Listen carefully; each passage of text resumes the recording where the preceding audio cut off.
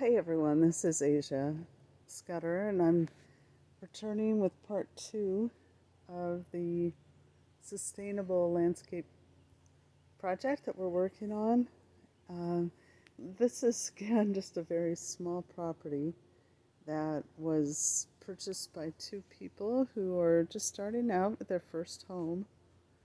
And so we wanted to bring some life to what was just really a rectangular yard with stockade fencing, and they wanted vegetable beds, raised vegetable beds with organic soil.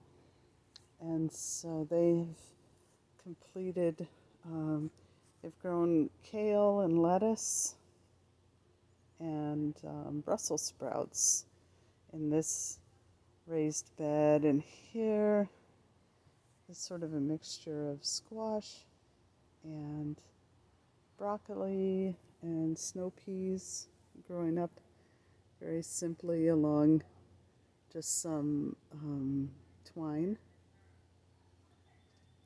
up along the fence.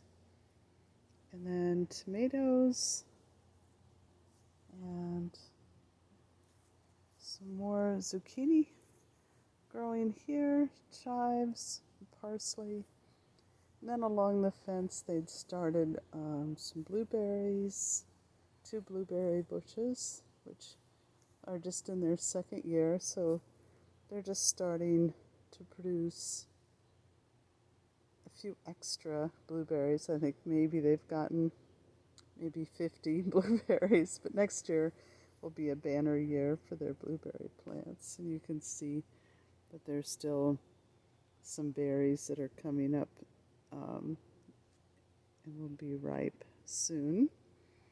And then they have a small red raspberry bush that they cut back too much, so I'll give them some education about that. And then they have their kayaks, and then the some dwarf fruit trees here. They're letting right now the Queen Anne's lace be pollinator food for the moment until before it goes to seed.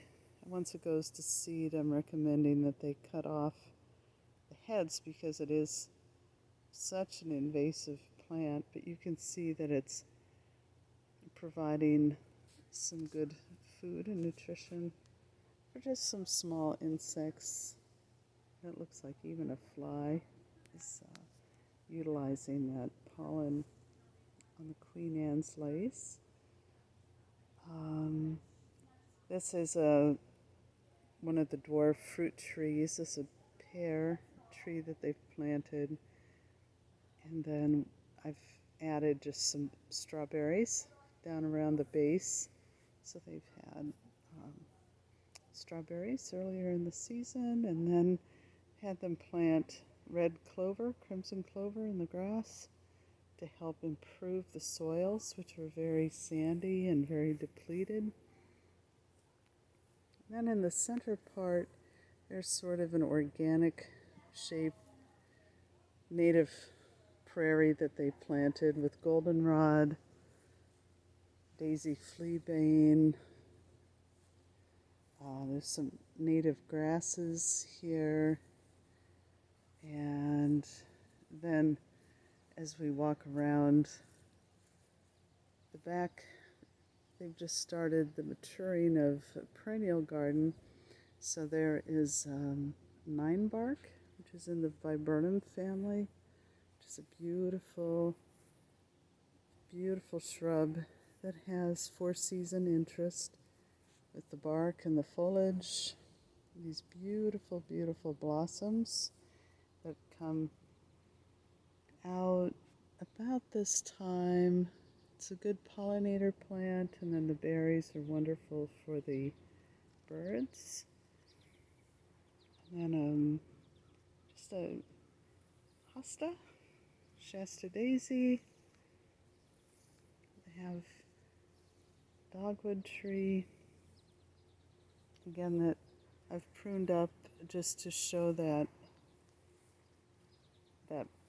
trunk, multiple trunks that will grow, and as that dogwood matures, those trunks will be hardy and beautiful, and providing a lovely archway or canopy for this perennial garden. Now I like to put organic fertilizers on these soils about every 5 to 6 weeks, and that does seem to help extend the bloom on the blossoms, and also helps to keep the stalks, especially of these Shasta daisies and other plants, just a little bit more rigid, so they're not quite as floppy, especially in a heavy rain. And as we walk around, they just have an old bench that they've painted purple that comes to life with the daylilies, bright orange daylilies, and they've started a couple of hostas, which is the grandiflora, grandiflora.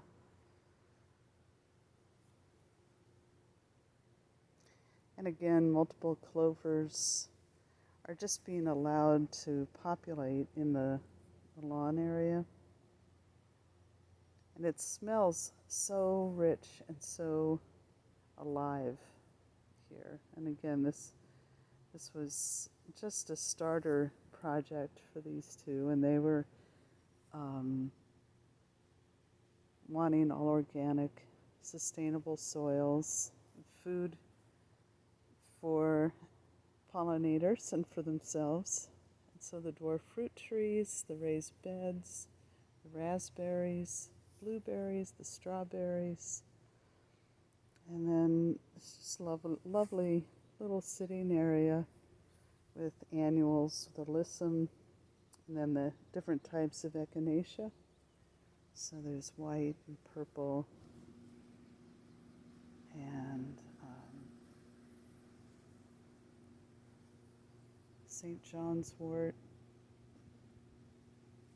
to the back.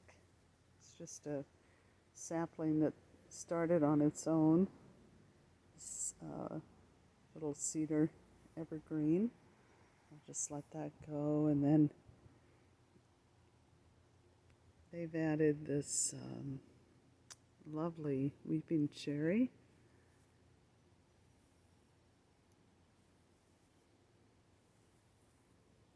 I'm trying to remember the name of this sunflower. That's actually a native sunflower. Anyway, I'll try to remember that. And then just in this back kind of unused corner, again, they just have allowed this to go into wild plants, goldenrod, black-eyed Susan, and a lovely birch that ultimately they'll have to maintain so that it doesn't cause damage underneath the house and potentially have limbs that could fall on the house, as the limbs of the birch can be kind of soft, especially as they mature. So we're just going to again take a look here. So that what we're doing today is just mowing a path that accentuates these sort of teardrop areas where the native prairie is, the sitting areas are, vegetable gardens, fruit trees. So all within 2 years, really, this is coming along, and in the third year it will show even more maturity. The lawn will have settled in. The soils are becoming much more replenished. I saw earthworms in the soil for the first time this spring, so that was really excellent and exciting.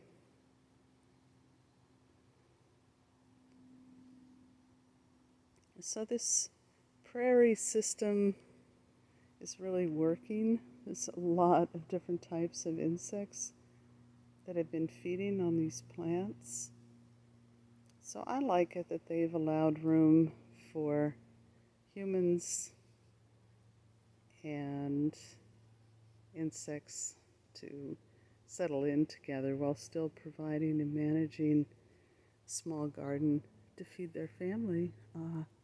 This is great. I'm really coming along. Like I said, it's we're sort of nurturing it in little fits and starts as they can afford to put money into it. But in that way, they get to grow with their garden, and it becomes a lovely paradise for them to come and host other people, enjoy quiet walks in the evening, and yeah, know that they are living sustainably and organically in what otherwise was a really boring square yard just 2 years ago. So ultimately, I think that they've put just about $800 in plant material, organic soil, and mulch into this property.